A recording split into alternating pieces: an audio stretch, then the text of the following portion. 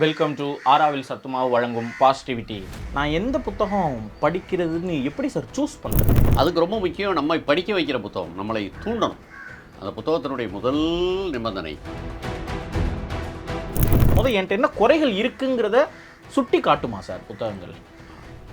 அதாவது இலக்கியத்தினுடைய வேலை என்னென்ன, இலக்கியம் என்ன செய்யுது மனிதர்களுக்கு, என்ன செய்யுது, இலக்கியம் என்ன செய்யுது? இலக்கியம் மனிதர்களுக்கு இலக்கியத்தை இப்போ என் நண்பர் முன்னாடி ஒரு முறை ரொம்ப கேலியான்ட்டு கேட்டார், இலக்கியம் என்னங்க மைனர் ஜெயிலா, அதை கொண்டு ஒருத்தரை விட்டு அதை திருத்திடுமா அப்படின்னு சொல்லி கேட்டார். இலக்கியம் அப்படி இல்லை, இலக்கியம் மைனர் ஜெயில் இல்லை. ஆனால் இப்போ ஒரு படம் தேசிய விருது பெற்றிருக்கு, மித்யா அப்படின்னு ஒரு கன்னட படம் வந்து தேசிய விருது பெற்றிருக்கு, ரொம்ப முக்கியமான படம்.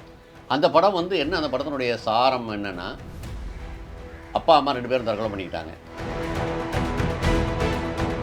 நேயர்களுக்கு நீங்கள் சொல்ல விரும்புகிற கதைகளாக இருக்கலாம், இல்லை எழுத்தாளராக இருக்கலாம், இல்லை ஏதாவது புத்தகமாக இருக்கலாம், இந்த மாதிரி உங்கள் மைண்டில் இருக்கிறது சொல்லுங்கள்.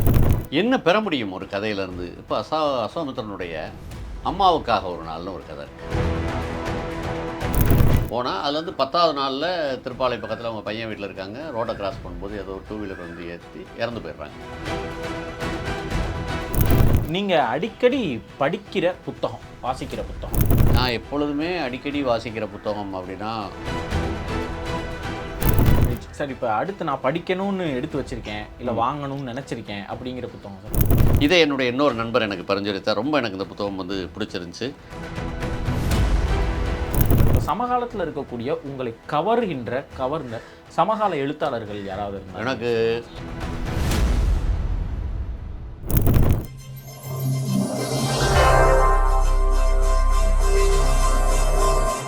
பொதுவாங்க உடல் நலத்தை பேணுவதற்காக நிறைய நம்ம பாசிட்டிவிட்டி நிகழ்ச்சியில் மருத்துவர்கள் கிட்டலாம் நம்ம பேசுவோம். இப்போ வந்து மனநலத்தை பேணுவதற்குன்னு சொன்னோம்னா நமக்கு புத்தகங்களை தவிர, இலக்கியங்களை தவிர வேறு வழியே கிடையாதுங்க. அது நம்ம படித்தோன்னா, அது சம்மந்தப்பட்ட மனிதர்கள்கிட்ட பேசணுன்னாலே நம்ம மன அழுக்குகள்லாம் நமக்கு கொஞ்சம் துடைக்கிற மாதிரி இருக்கும். நம்மளே கொஞ்சம் ஒரு புது மனிதனாக மாறுவதற்கான நிறைய வாய்ப்புகள் இருக்குது. இன்றைக்கி நல்லா படித்தவங்க கிட்ட, உண்மையாகவே மனிதர்களையும் உயிர்களையும் நேசிக்கக்கூடியவர்கள்கிட்ட, ஏன்னா நம்ம வீட்டிலலாம் சும்மா நான் ரேண்டமாக கேட்குறேன், நீங்கள் ஹிந்துவாக இருக்கலாம், முஸ்லீமாக இருக்கலாம், கிறிஸ்டியனாக இருக்கலாம், யாராக இருந்தாலும் ஒரு கிறிஸ்டியனாக இருந்தால் பைபிள் இருக்கும், ஹிந்துவாக இருந்தால் நம்மக்கிட்ட கீதை இருக்கும், இல்லை வேறு ஏதாவது புத்தகங்கள் இருக்கும், ஒரு இஸ்லாமியராக இருந்தோம்னா குரான் இருக்கும். இங்கே பார்த்தீங்களா, 3மே திருக்குரான் இருக்குது, ஒரு யோகியின் சுயசரிதம் இருக்குது, இது வந்துட்டு பைபிள். 3 புத்தகங்களும் ஒரு வீட்டில் இருக்கணும்னா அவங்க வந்துட்டு ஒரு நல்ல படிக்கக்கூடியவங்களாக இருக்கும், உங்கள் வீட்டில் வந்து அது இருக்கும். அப்படிப்பட்ட ஒருத்தர் பேச ஆரம்பித்தார்னா கேட்டுக்கிட்டே இருக்கலாம். எனக்கு பர்சனலாக மிக பிடித்த ஒரு எழுத்தாளர், மிக பிடித்த மனிதரும் கூட சாம்ராஜ் சாரை இன்றைக்கி நம்ம வெல்கம் பண்ணலாம். நிறைய பேச போகிறோம். நான் மறுபடியும் சொல்கிறேன், நம்மளுடைய மன அழுக்குகள்லாம் கொஞ்சம் நீங்கி அப்படின்னு ஒரு ஆஸ்வாசப்படுத்திக்கிறதுக்கு நம்மளுடைய வாழ்க்கையில் இந்த நிகழ்ச்சி நமக்கு உறுதுணையாக இருக்கும்னு நம்புகிறேன். சார் வணக்கம் சார். வணக்கம். வணக்கம். உங்களை மீண்டும் சந்திக்கிறதுல, மீண்டும் நீங்கள் தேநீர் இடைவேளைக்கு பேச ஒரு வாய்ப்பு எங்களுக்கு கொடுத்ததுக்கே என்னுடைய மனமார்ந்த நன்றியை நான் தெரிவிச்சுக்கிறேன். நன்றி. நம்மளுமே இப்போ ஒரு தேநீர் இடைவேளையில் தான் சந்திச்சிருக்கோம். ஆமாம், நம்ம வந்து பிளாக் காஃபி இடைவேளை, காஃபி இடைவேளையில் சந்திச்சிருக்கோம். 1 வருஷம் ஆயிடுச்சு பார்த்து. நம்ம 1 வருஷம் ஆச்சு சார். மகிழ்ச்சி பிரதீஷ், சொல்லுங்கள் சார். இப்போ நான் ஒரு புத்தகம் படிக்கணும் அப்படின்னு, ஏதாவது ஒரு புத்தகம் படிக்கணும்னு நினைக்கிறேன் சார். நான் எந்த புத்தகம் படிக்கிறதுன்னு எப்படி சார் சூஸ் பண்ணுறது? எனக்கு ரீட் பண்ணணுன்ற எண்ணம் இருக்குது, ஆனால் நான் எந்த புத்தகத்தை ஆரம்பிக்கிறது, யார் இந்த புத்தகத்தை படிங்கன்னு சொன்னால் அதை படிக்கிறதா, இல்லை நானாகவே ஏதாவது புத்தகத்தை தேடி படிக்கணுமா? அந்த தொடக்கம் எப்படி சார் உருவாக்குறது? நான் 25-26 வயசு ஆயிடுச்சுன்னு வைங்க, எனக்கு நான் படித்ததே இல்லை, அந்த மாதிரியான ஒரு இளைஞர்கள் கேட்கும். இப்போ ஒரு புத்தகத்தை வாசிப்பது அப்படின்னு தொடங்கும் பொழுது அதுக்கு ரொம்ப முக்கியம் நம்மை படிக்க வைக்கிற புத்தகம், நம்மளை தூண்டணும். அந்த புத்தகத்தினுடைய முதல் நிபந்தனை, ஒரு எழுத்தாளருடைய முக்கியமான பொறுப்பு, அவர் என்ன உயரிய தத்துவத்தை பற்றி வேண்டுமானாலும் பேசட்டும், எதை பற்றி வேண்டுமானாலும் பேசட்டும், ஆனால் அவருக்கு ஒரு பொறுப்பு இருக்குது, வாசகர்களை படிக்க வைக்கணும். அது ரொம்ப முக்கியமான பொறுப்பு. ஒரு ஆங்கில புத்தகத்தினுடைய தலைப்பு இருக்குது, how to teach relativity theory to your dog. உங்கள் நாய்க்கு நீங்கள் எப்படி சார்பியல் கொள்கையை விளக்குவீர்கள், எப்படி பயிற்றுவிப்பீர்கள் அப்படின்னு. அப்போது ஒரு நாய்க்கு ஒருத்தர் பயிற்றுவிக்கணும்னா அது அவ்வளோ எளிமையாக அந்த புத்தகத்துக்குள்ளே சொல்லியிருக்காங்கன்றதான் அதனுடைய விஷயமே. அப்போது ஒரு எழுத்தாளருடைய மிக முக்கியமான பொறுப்பு என்பது வாசகரை படிக்க வைப்பது. அப்போ நம்மை எது படிக்க வைக்குதோ அது ரொம்ப முக்கியம். இப்போ தமிழில் ஒருத்தர் வாசிக்க தொடங்குறார், நிச்சயமாக சுஜாதாலும் தொடங்கலாம். சுஜாதா உங்களை உறுதியாக வாசிக்க வைப்பார். அப்போ அந்த இடத்துலேருந்து தொடங்குறது தான் ரொம்ப, ஏன்னா எடுத்த உடனே பயமுறுத்துகிற மாதிரி ஒரு விருமாண்டி படத்தில் ஒரு பாட்டு வரும், வெளியே வா வெளியே வா வெளியே வான்னு புத்தகத்தை விட்டு வெளியில் விரட்டுற மாதிரியான புத்தகங்கள் அல்லாமல், அப்போ அப்படிப்பட்ட புத்தகங்கள்லேருந்து தொடங்குவது நல்லது. தமிழில் நிச்சயமாக அப்படி நிறைய எழுத்தாளர்கள் இருக்காங்க. சுஜாதா அதில் தலை சார்ந்தவர். நிச்சயமாக உங்களை ஒரு புத்தகத்தை எடுத்து அவர் படிக்க வைப்பார். அவருக்கு அப்படிப்பட்ட ஒரு மொழி உண்டு. அப்போ நம்மை வாசிக்க வைக்கக்கூடிய புத்தகங்கள்லேருந்து தொடங்குவது. மகிழ்ச்சி. சார், இப்போ பொதுவாவே உங்களுடைய பாசிட்டிவ்ஸ் சொல்லுங்க அப்படின்னு கேட்டா, என்னால கட கட கடன்னு ஒரு 4, 5 பாசிட்டிவ்ஸ சொல்லிருவேன் சார். இந்த மாரி நான் இருப்பேன், நான் லேட்டா வரமாட்டேன், நான் டயத்த மெயின்டெயின் பண்ணிருவேன், நான் கரெக்ட்டா இருப்பேன், பொய் பேச மாட்டேன் அப்படின்னு சொல்லிருவோம். இப்போ உங்களுடைய நெகட்டிவ்ஸ சொல்லுங்க அப்படின்னு கேட்டாலுமே, இந்த மாதிரி நம்மளுடைய அந்த டிசிப்ளின் சார்ந்து தான் நம்மளுடைய நெகட்டிவ்ஸையும் நம்ம மைண்டு டக்குன்னு யோசிக்குமே தவிர, இந்த அகத்துல உள்ள நமக்குள்ள அழுக்குகள் இருக்கும்ல சார். இந்த ஒரு ஒரு வன்மமா இருக்கலாம், ஒரு சின்ன பொறாமை உணர்வா இருக்கலாம், ஒரு துரோகமா நம்ம செய்ற துரோகமா. இந்த மாதிரியான தவறுகள் எதுவுமே நான் செய்யும்போது அது தவறுன்னு எனக்கு படமாட்டேங்குது. அடுத்தவர்கள் எனக்கு செய்யும்போது அது எனக்கு தவறுன்னு படுது. இப்ப நான் புத்தகங்கள் வாசிப்பதன் வழியாக, இலக்கியம் வாசிப்பதன் வழியாக எனக்கு என்னுடைய மனச கிளீன் பண்ணிக்கிறதுக்கான ஒரு ஆப்பர்ச்சுனிட்டி அது குடுக்குமா சார்? எனக்கு அத கத்துக் குடுக்குமா அது? என்ட்ட என்ன குறைகள் இருக்குங்கிறத சுட்டி காட்டுமா சார் புத்தகங்கள்? அதாவது இலக்கியத்தினுடைய வேலை என்னன்னா, இலக்கியம் என்ன செய்யுது மனிதர்களுக்கு என்ன அப்படின்னா, செய்யுது? இலக்கியம் என்ன செய்யுது?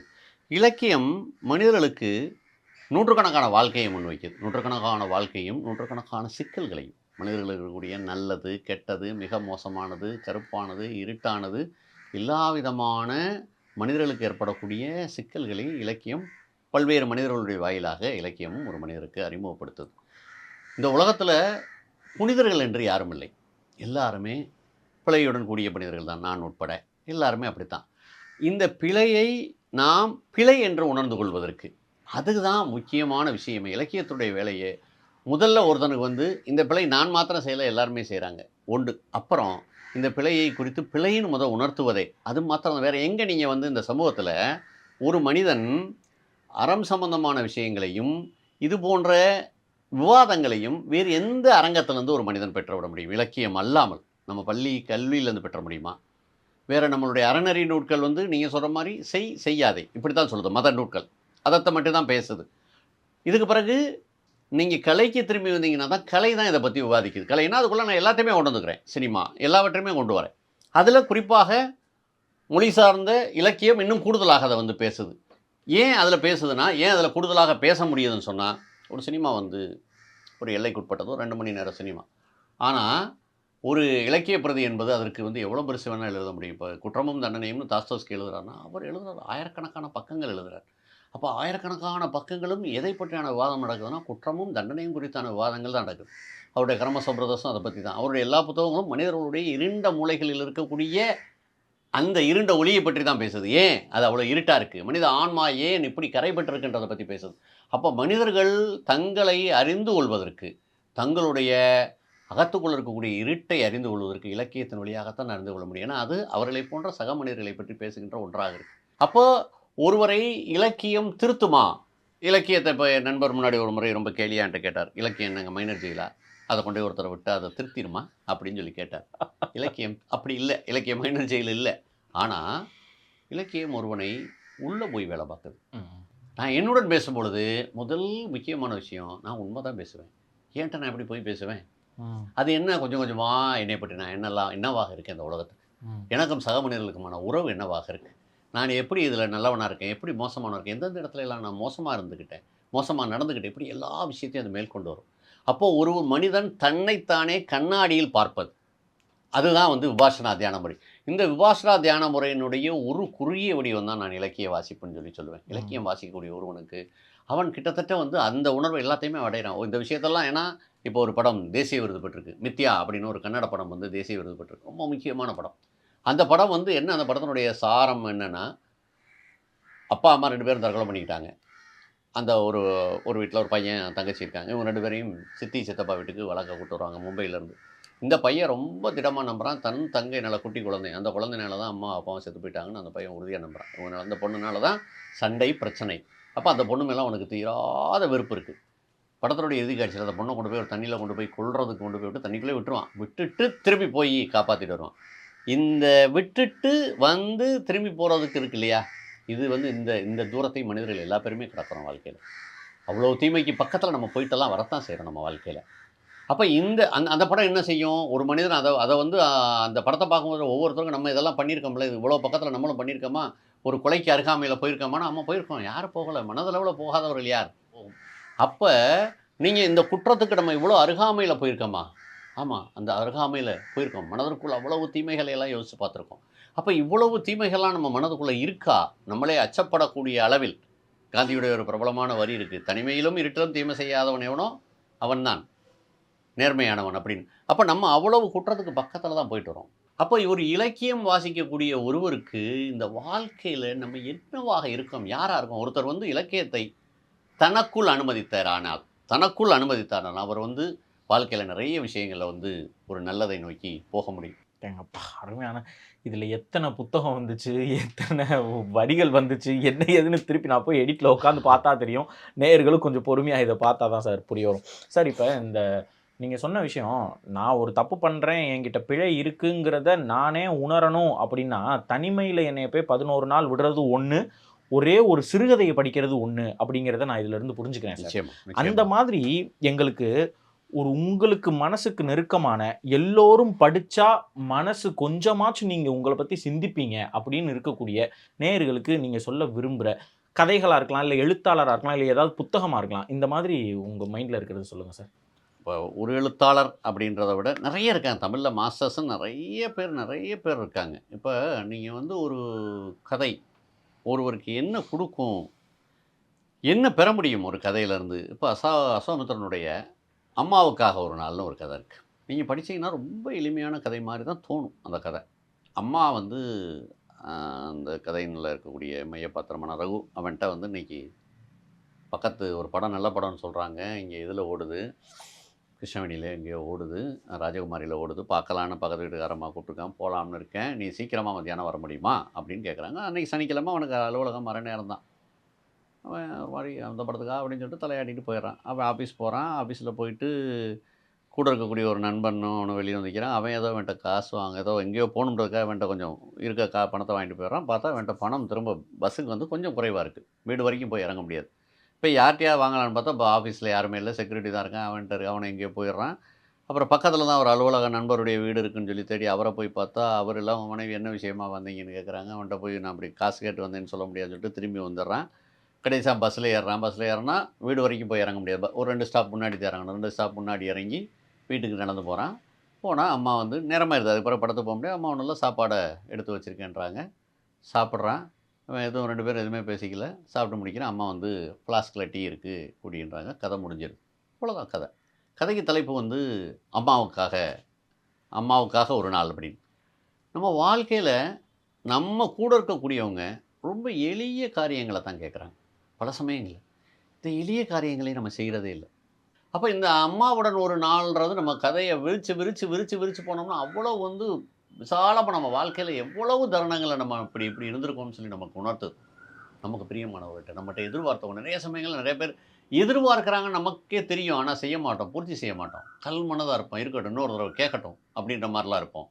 அவ்வளவு மனித மனங்களுக்குள்ளேயான உரையாடல். மனிதர்கள் வெறும் பேச்சுகளில் மாத்திரம் பேசுறது இல்லையே. உடல் மொழியின் வழியாக, மனங்களின் வழியாக எதேதோ விதமா நீங்களும் நானும் வந்து வெறுமனே இப்படி பேசிக்கலன்னா, வெவ்வேறு மொழி இருக்கு உங்களுக்கும் எனக்குள்ளயும் இடையிலயும். அப்ப நம்மளுக்கு பல சமயங்கள்ல தெரியக்கூட செய்யும். இவங்க இத எதிர்பார்க்கிறாங்க. ஆனாலும் அதை செய்யாமல் அப்புறம் பார்த்துக்கலாம். அப்புறம், அப்புறம்ன்ற மாரிலாம் நினைக்கிறோம். அப்ப இந்த ஒரு கதை எனக்கு ரொம்ப முக்கியமான கதை. நான் இந்த கதை என்னைய வந்து நடுநடுங்க வைக்கிது. நேரடியா என்னுடைய அம்மாவோட மாத்திரம் இந்த கதைய நான் பொருத்தி பார்க்கல. என்னுடைய பிரியமான என்ட்ட கோரிய சாதாரண கோரிக்கையை கேட்ட எத்தனையோ பேர். அவ்வளோ பேர்ட்ட இருக்கக்கூடிய மதுரையில இப்ப வந்து கஸ்தூரி அத்தைன்னு எனக்கு ஒரு அத்தை இருந்தாங்க. அத்தைன்னா உறவுல அத்தை இல்ல. வீட்டுக்கு எதுத்தாப்புல. அவங்க என்னைய பார்க்கணும்னு எங்க அக்காட்ட சொல்லி விடுறாங்க. சாம பார்க்கணும் அப்படின்னு சொல்லி நான் பார்க்கல. பார்க்குறேன்னு சொல்றேன். மதுரைக்கு வந்தப்ப தல்லாவளத்துக்கு எதுத்தாப்புல சிக்கியோல இருக்கக்கூடிய பஸ் ஸ்டாப்ல அவங்கள பார்க்குறேன்.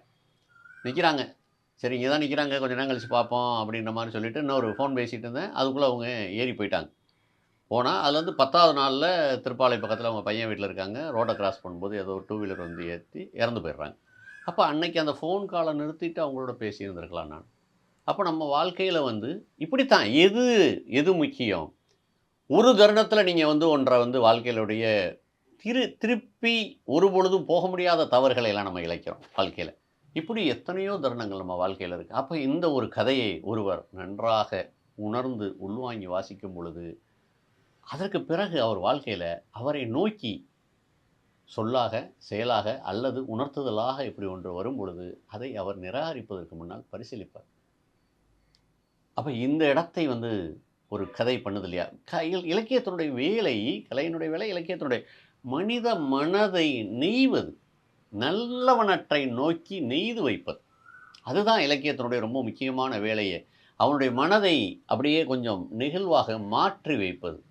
நல்லதை நோக்கி அவன் பெற்றுக்கொள்கின்ற மாதிரி, ஒளிவரும் திசையை நோக்கி திருப்பி வைக்கிற மாதிரி, இதுதான் ஒரு இலக்கியத்தினுடைய வேலையாக இருக்குது. அப்போ இலக்கியத்தை தொடர்ந்து படிக்கக்கூடிய ஒருவருக்கு அவர் மனது மேலும் மேலும் பண்படுகிறது.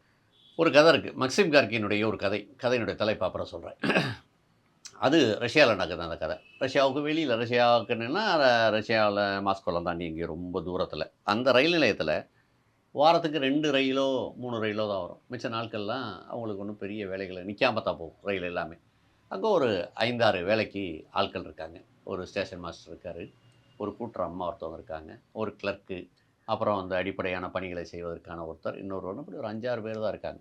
இந்த 5, 6 பேரில் இவங்களுடைய பொழுதுபோக்கை இந்த கிளர்க்கையும் இந்த கூட்டுகின்ற அம்மாவையும் இணைத்து கதை பேசுவதான் இவங்களுடைய பொழுதுபோக்கை. பேசிகிட்டே இருப்பாங்க, அவங்க அங்கே பார்க்குறாங்க பாருங்க அப்படின்னு. ஆனால் உண்மையில் இவங்களுக்குள்ளே இவங்க 2 பேத்துக்குள்ள அந்த எந்த தொடர்புமே கிடையாது. இவங்க அப்படியே பேசிகிட்டே இருப்போம். எப்போ பார்த்தாலும் அந்த கிளர்க்கை கேள்வி பண்ணிகிட்டே இருப்பாங்க. வேறு எதுவுமே அந்த பக்கத்தில் வனாந்திரம், எங்கேயுமே ஒருத்தர் போக முடியாது, அங்கே தான் இருக்கணும். இதை கேட்டு இவருக்கு அந்த கிளர்க்குக்கு தாங்க முடியாதவர் கேட்டுகிட்டே இருப்பார். இப்படி போய்ட்டு இருக்க ஒரு நாள் கிளர்க்கு வந்து தூக்கு போட்டு செத்து போயிடுவார். இந்த கதைக்கு ஒரு தலைப்பு வச்சுருப்பார் மக்சிம் கார்கி, சலிப்பை போக்கிக் கொள்ள. அங்கே இருக்கவங்க ஒரு 4-5 பேர்த்துக்கு வந்து ஒன்றுமே இல்லை, அவங்க பேசுகிறதுக்கு என்னமோ வேணும், அதுக்காக ஒரு கதைகளை புனைந்தார்கள். அந்த கதையில் வந்து இவங்க 2 பேர்த்தையும் பாத்திரமாக்கி அதில் மகிழ்ச்சி அடைஞ்சாங்க. அது எங்கே கூட்டிகிட்டு போகுது? ஒருத்தனுடைய தற்கொலைக்கு இட்டு போகுது. விஷயம் என்ன? அங்கே இருக்கவர்களுடைய சலிப்புக்கு கொடுத்த பழி தான் அவருடைய மரணம். தலைப்பு சலிப்பை போக்கிக் கொள்ளன்னு வைக்கிறார். அப்போ இதை படிக்கும் பொழுது ஒருவனுக்கு தெரியுது இல்லையா? அப்போ வந்து நம்ம வந்து இந்த ஒரு அவதூறு என்பது என்னென்னலாம் செய்யும் அப்படின்றத பற்றி ஒன்று வருது. இதுதான் இலக்கியத்தினுடைய வேலைன்னு நினைக்கிறேன். மனித மனதை வந்து அப்படியே திடுக்கிடும்படியாக அவனையே கண்ணாடியில் காட்டுவது. அது வந்து இலக்கியத்தினுடைய முக்கியமான வேலை. அதை செய்யும். அப்போ அதை இப்படியான தருணங்களை எதிர்கொள்வதற்கு, ஏன்னா வாழ்க்கையினுடைய அதே தருணங்களை தான் அவன் எதிர்கொள்கிறான். அவன் வாழ்க்கையினுடைய தருணங்களை ரொம்ப கலையாக எதிர்கொள்கிறான். அப்போ அந்த கலையாக, அதாவது நீங்கள் இலக்கியம் படிக்காத ஒருவர், வெறும் தன்னம்பிக்கையை மாத்திரம் வாசிக்கக்கூடிய ஒருவர், தன் வாழ்வினுடைய தருணங்களை வேற எங்கேயும் பிரதிபலிப்பாக பார்ப்பதற்கான சாத்தியமே இல்லை. சார் லாஸ்ட்டாக ஒரு லிட்ரேச்சர் ரேபிட் ஃபயர் மாதிரி சார். Literature rapid fire. ஆமாம். உங்களுக்கு பிடித்த எழுத்தாளர் ஏன்? ஒரு எழுத்தாளர் அது ஜெயமோகன் தான். ஜெயமோகன் சார். ஆமாம், அவர் தான், ஜெயமோகன் சார் தான். ஆமாம், எனக்கு தொடர்ந்து நிறைவை தந்துகிட்டே இருக்கார். 25 வருடமாக இல்லை, ரொம்ப கூடுதலான வருடம் நான் படிக்கிறேன். 25 வருஷமாக எனக்கு நண்பர்னு சொல்ல முடியாது, ஆசிரியர் அப்படின்னு தான் சொல்லணும்.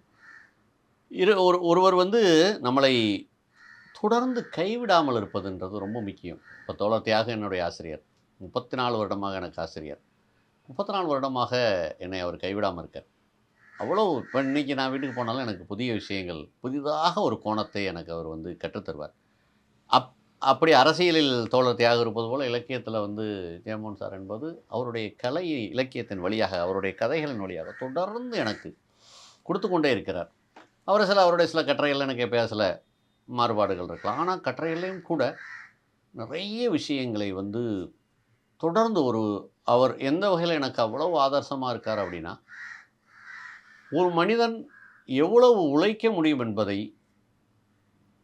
அதனுடைய எல்லைகளை எல்லாம் கடந்து தன்னுடைய ஆற்றலை தன் ஆற்றலின் வழியாக வெளிப்படக்கூடியவர். ஒரு சம்பவம் ஒன்று சொல்லுவாங்க, நடந்துச்சா நடக்கலைன்னு எனக்கு தெரியாது. எடிசன் ஒரு பொருளை கண்டுபிடிச்சார்.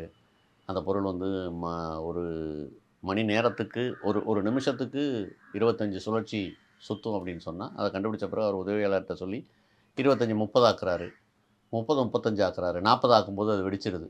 உதவியாளர் ரொம்ப வருத்தப்படுறாரு, என்ன இப்படி பண்ணிட்டீங்கன்னு. அப்போ அவர் சொல்கிறாரு, இதுக்கே வருத்தப்படுறாரு, 40 வெடிச்சிருச்சு, ஆனால் 39 வரைக்கும் ஓடுன்னு கண்டுபிடிச்சிட்டோம்ல. அது மாதிரி ஜெயமோகன் சார் வந்து ஒரு மனித ஆற்றலை எவ்வளவு தூரம் எடுத்துகிட்டு போக முடியும் அப்படின்றதில், அதை 40 வரைக்குமே அவர் எடுத்துகிட்டு போகக்கூடியவர். அவ்வளவு செய்யக்கூடிய, எல்லா இடங்களிலும் வேலை பார்க்கக்கூடிய, புகாரே இல்லாமல் எல்லா இடத்துலையும் இயங்கக்கூடிய ஒரு ஆற்றல் கொண்டவர். அவரை ஒருவர் தன் முன்னோடியாக கொள்ளும் பொழுது அவரிலிருந்து ஒரு 5% செய்தால் அதுவே பெரிய உழைப்பாக இருக்கும், ரொம்ப பெரிய உழைப்பாக இருக்கும். அவ்வகையில் ஒரு இயங்குதலாக, கலையாக இப்போ கொரோனா சமயத்தில் வந்து தினம் ஒரு கதை, 140 கதை எழுதினேன். 140 கதையில் 120 கதை மிகச்சிறந்த கதைகள், மிச்சம் 20 கதையும் நல்ல கதைகள், ஆனால் 120 கதைகள் மிகச்சிறந்த கதைகள். ஒரு சமகாலத்தில் எக்காலத்திலேயாவது இந்த உலகத்தில் இது நடந்திருக்குமா அப்படின்னா எனக்கு அது நடந்திருக்கிறதுக்கான வாய்ப்பில்லை. ஒரு எழுத்தாளர் தினம் ஒரு கதை எழுத முடியுமா அப்படின்னா சாத்தியமே இல்லை. எந்த மொழியிலேயாவது நடந்திருக்குமா? நடந்திருக்கவே நடந்திருக்காது. மொத்தத்தையும் தோற்றிங்கன்னா 4000 5000 பக்கம் வரைக்கும் போகும். அப்போ இப்படிப்பட்ட அபாரமான, நான் அவரை எப்பயுமே அமானுடர்னு தான் சொல்லுவேன், மானுடர் அல்ல, அவர் அமானுடர், அவர் ஒரு சூப்பர்மேன் மாதிரி. ஆனால் சூப்பர்மேன் மாதிரி அப்படின்னும் போது நம்ம அதிலிருந்து கொஞ்சம் செய்ய முடியும்னு தான் நம்புகிறேன். அப்போ நான் இன்றைக்கு செயல்புரிவதற்கு, செயல்படுவதற்கு, என்னுடைய இந்த நாவல் போன்ற பல விஷயங்களுக்கு அவர் பெரிய அளவில் தோன்றா துணையாக எப்பொழுதும் என் பின்னால் இருக்காருன்னு நம்புகிறேன். எழுத்தாகவும் என்னை எப்பொழுதுமே அவர் மகிழ்விக்கிறார். ரொம்ப ரொம்ப ஆதர்சமாக இருக்கார். நீங்கள் அடிக்கடி படிக்கிற புத்தகம், வாசிக்கிற புத்தகம்? நான் எப்பொழுதுமே அடிக்கடி வாசிக்கிற புத்தகம் அப்படின்னா ஹென்றி ஷேரியோட பட்டாம்பூச்சியை படிப்பேன், எப்பொழுதுமே படிப்பேன். தோழர் தியாகூருடைய சோறுக்குள் சித்திரங்கள் கம்பிக்குள் வெளிச்சங்களை எப்பயுமே படிப்பேன். நாஞ்சில் நாடானுடைய மிதவை சதுரங்க குதிரைகளை எப்பொழுதுமே படிப்பேன். ஜெயமோகன் சாருடைய காடு நாவலை வருடத்துக்கு ஒரு முறை படிப்பேன். அசோகமித்திரனுடைய கரைநல்களை நான் எப்பொழுதுமே படிப்பேன். இதெல்லாம் எனக்கு எப்பொழுதுமே ஒரு பொழுதும் அலுப்பை தராத, திரும்ப திரும்ப படிக்கும் தோறும் எனக்கு புதிதாக இருக்கக்கூடியதாக, ரொம்ப என்னை தொடர்ந்து வளப்படுத்தக்கூடிய ஒன்றாக வந்து எப்பயுமே இருக்குது. மகிழ்ச்சி சார். இப்போ அடுத்து நான் படிக்கணும்னு எடுத்து வச்சுருக்கேன், இல்லை வாங்கணும்னு நினச்சிருக்கேன் அப்படிங்கிற புத்தகம் சார்? இப்போ நியூயார்க்கில் இருந்து சில நல்ல புத்தகங்கள் வாங்கிட்டு வந்தேன். நல்ல புத்தகங்கள் அப்படின்னும் போது அந்த புத்தகங்களை சொல்லவே செய்யலாம். இது ஒரு நண்பர் ஒருத்தர் பரிசளித்தார். அட்லாண்டா போயிருந்தப்போ அட்லாண்டாவில் இருக்கக்கூடிய அங்கே இருக்கக்கூடிய ஒரு சிவப்பந்தியருடைய சிவப்பந்தியர் பிளாக் அவங்களுடைய வாழ்வை பற்றியான அந்த absolute true diary of a part time Indian அப்படின்னு சொல்லி ஒரு புத்தகம். Absolute true diary of part time Indian, novel by Sherman Alexie. ஆமாம், இது ரொம்ப, அவர் என்னை நண்பர் கணேசன் சொல்லி அட்லாண்டாவில் இருக்கார், அவர் என்னை ரொம்ப பரிந்துரைத்து இந்த புத்தகம் கொடுத்தார். இது நான் அங்கே ஒரு பழைய புத்தக கடையில் வாங்கினேன். டேவிட் லீன் எனக்கு ரொம்ப ஆதர்சமான ஒரு இயக்குனர். ரொம்ப முக்கியமான படங்கள்லாம் எடுத்திருக்கார் David Lean. Bridge on river Kwai, அப்புறம் Lawrence in Arabia, Ryan's daughter, அப்புறம் doctor Zhivago, passage to India, எல்லா ரொம்ப முக்கியமான ஒரு இயக்குனர். அவருடைய பயோகிராஃபி ஒரு பழைய புத்தக கடையில் $15 கிடச்சிச்சு. அதை வாங்கி எப்படியோ இப்போ விமானத்தில் ரொம்ப இடையெல்லாம் கூடிச்சு இந்த புத்தகம் கூடதுனால, ஆனாலும் வாங்கி கொண்டு வந்துட்டேன். எனக்கு ரொம்ப பிடிச்சிருந்துச்சு. இதே என்னுடைய இன்னொரு நண்பர் எனக்கு பரிந்துரைத்தார். ரொம்ப எனக்கு இந்த புத்தகம் வந்து பிடிச்சிருந்துச்சு. ஹியூமன்ஸ் ஆஃப் நியூயார்க்னு சொல்லி, பிராடன் ஸ்டாண்டன் சொல்லி அவருடைய பேர். இவர் அங்கே நியூயார்க்கில் இருக்கக்கூடிய பல்வேறு நபர்களுடைய புகைப்படங்களையும் அவங்கள பற்றியான ஒரு சின்ன சின்ன குறிப்புகளையும் சேர்த்து இந்த புத்தகத்தில் வந்து எழுதுகிறார். அப்புறம் ஆரோக்கிய நிகேதனம் வச்சுருக்கேன். ஆரோக்கிய நிகேதனம் தாராசங்கர் தாராபத்தியாயோடைய புத்தகம் ரொம்ப முக்கியமான புத்தகம். ரொம்ப முன்னாடி படித்தது, திரும்ப படிக்கணும்னு சொல்லி இதெல்லாம் இப்போ உடனடியாக வாசிப்பில் இருக்குது. போன முறை போனப்போ இந்த புத்தகம் என்னது, இவர் என்னுடைய ஒரு ஆதர்சமான ஓவியர், மோனே அப்படின்னு சொல்லி ஃப்ரெஞ்சு ஓவியர், ரொம்ப முக்கியமான ஆள். இவருடைய ரொம்ப முக்கியமான விஷயம்னா, இப்போ இந்த போட்டிருக்கிறது வந்து வெனிஸில் இருக்கக்கூடிய ஒரு கோட்டையை வரைகிறாரு. அவருடைய ரொம்ப விசேஷமான இடம், ஒரே இடத்த வந்து 100 படங்கள் வரைவார். லண்டனில் இருக்கக்கூடிய வாட்லூர் பாலத்தை அநேகமாக இதாக இருக்கலாம், லண்டனில் இருக்கக்கூடிய, இல்லைன்னா லண்டனில் இருக்கக்கூடிய கோட்டைகளையோ வாட்லூர் பாலம், ஒரே இடத்தை 100 தடவை வரைகிறார். என்னன்னா அவர் என்ன சொல்கிறாருன்னா, ஒரு தடவை வரையும் போது ஒரு நேரத்துலேருந்து அடுத்த நேரத்துக்கு மாதிரி அது வேறு இடம், காலத்தை பிடிச்சு வைக்கதா மோனே முயற்சி பண்ணுறார். ரொம்ப அவருடைய ஓவியங்கள் அவ்வளவு என்னை வந்து ஈர்த்துச்சு. இது ஒரு புத்தகம் இப்போ வாங்கினேன். அங்கே இதில் எந்த மியூசியத்தில் வாங்கினோம், சான் பிரான்சிஸ்கோ மியூசியத்தில் என்னுடைய நண்பர் பாண்டியன் வாங்கி கொடுத்தார். இதெல்லாம் தான் உடனடியான வாசிப்பு வரிசையில் நிற்கிது. சார், இப்போ நம்ம எழுத்தாளர்கள்னு பேசும்போது காலம் சென்ற எழுத்தாளர்கள் பற்றி, மாஸ்டர்ஸ் பற்றி நிறைய பேசுகிறோம் சார். இப்போ சமகாலத்தில் இருக்கக்கூடிய உங்களை கவர்ந்த சமகால எழுத்தாளர்கள் யாராவது இருந்தால்? எனக்கு ரியாஸ் முகமதுன்னு சொல்லி நம்ம தஞ்சாவூர் பக்கம் முத்துப்பேட்டை பக்கம் ஊர், சிங்கப்பூரில் இருக்கார். அவருடைய 2 தொகுப்பு வந்திருக்கு. ஒன்று அத்தர், அப்புறம் சிகரி மார்க்கம், 2 சிறிய தொகுப்பு. ரொம்ப முக்கியமான, ரொம்ப லைஃப் ரொம்ப அடர்த்தியாக இருக்குது. அவங்க 2 பேர்த்தையும் நான் ரொம்ப சமீபத்தில் நான் ரொம்ப வியந்து, எனக்கு ரொம்ப பிடித்த எழுத்தாளர். அதே சிங்கப்பூரில் தான் உமா கதின்னு ஒருத்தர் இருக்கார். இந்த ஊரா இந்த பக்கம் நம்ம விழுப்புரம் இது கள்ளக்குறிச்சி பக்கம் அங்கே இருக்கார். அவருடைய புத்தகம் வந்து ரோவல் தரு மனிதர்கள் அப்படின்னு ஒரு சிறுகதை தொகுப்பு 0 டிகிரியில் வந்திருக்கு.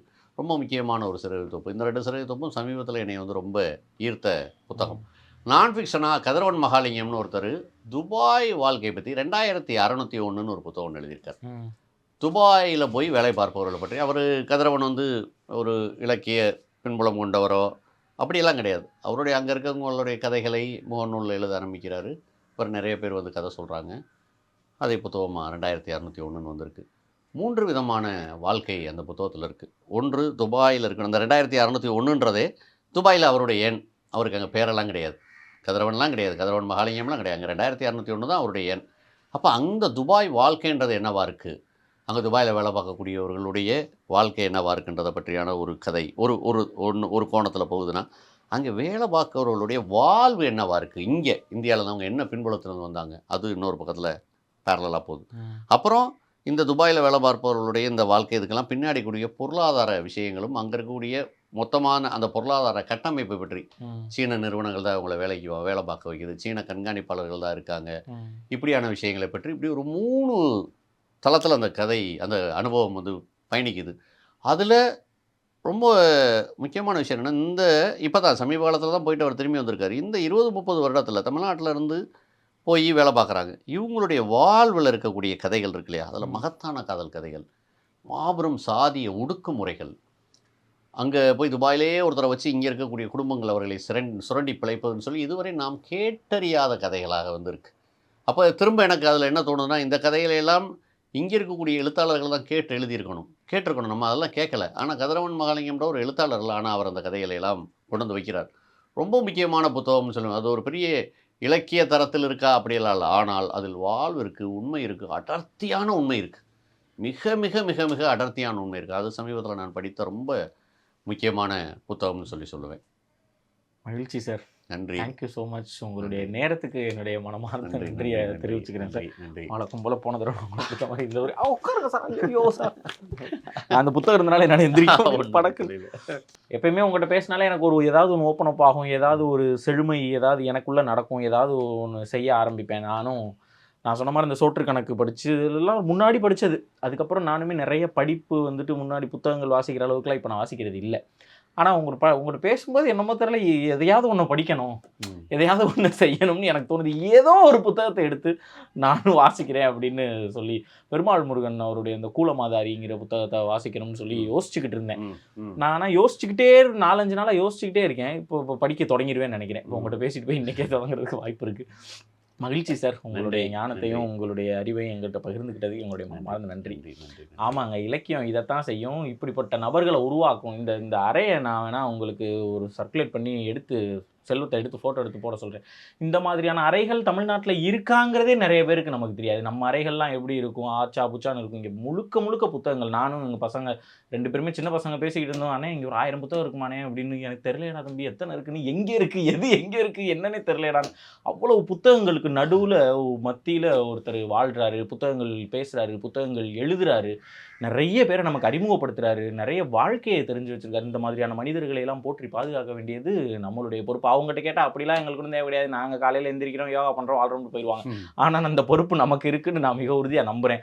சாம்ராஜ் சாருடைய புத்தகங்கள் எல்லாம் நான் கீழே லிங்க் போடுறேன். சார் சொன்ன புத்தகங்கள் யார் வாங்கி படிக்கணுமோ படிங்க. சார் எழுதின புத்தகங்களினுடைய பையிங் லிங்க்லாம் நான் கீழே போடுறேன், படிங்க. நான் சாருடைய புத்தகங்கள் படிச்சிருக்கேன். எனக்கு ரொம்ப அந்த எழுத்து வந்து எனக்கு அந்த மொழிநடை, சாருடைய மொழிநடை எனக்கு பிடிக்கும். அப்படி போய்கிட்டே இருக்கும், டக்குன்னு நம்மளை ஒரு கொட்டிட்டு போயிடும். எங்கடா கொட்டுச்சு, ஏதோ வலிக்குதேன்னு திரும்பி பார்த்தா அங்கே கொட்டியிருக்காரு அப்படின்னு தோணும். ரொம்ப அருமையான ஒரு மொழிநடை சாருக்கு இருக்குது. அவருடைய கவிதை தொகுப்பு இருக்குது, நான் அதெல்லாம் போட்டு விட்றேன், நீங்கள் படிங்க. ஏன்னா இன்ஃபர்மேஷன் ஓரியன்டாகவே நிறைய நம்ம பேசுகிறப்ப கூர்ந்து நான் கவனிச்சுக்கிட்டு இருப்பேன். பாசிட்டிவிட்டிலலாம் பார்த்தீங்கன்னா தெரியும், மருத்துவர்கள் பேசும்போது இதில் அப்படி ரிலாக்ஸ்டாக சார் சொல்கிறத ஒரு உட்காந்து கேட்குறதுக்கு ஒரு வாய்ப்பு எனக்கு கிடச்சிச்சு. இந்த நேரத்தை கொடுத்ததுக்கு நன்றி, பார்த்த உங்களுக்கும் நன்றி. இதுக்கு மேலே வேறு என்ன சொல்கிறதுன்னு தெரில. இன்னொரு ஆறாவில் சத்தமாக அவ்வளவும் பாசிட்டிவிட்டி நிகழ்ச்சியில் உங்கள் அனைவரையும் சந்திக்கிறேன். நன்றி. எழுத்தில் ஏறிக்கிட்டா இசையில் தேறிக்கிட்டா உருவா உனையே நீ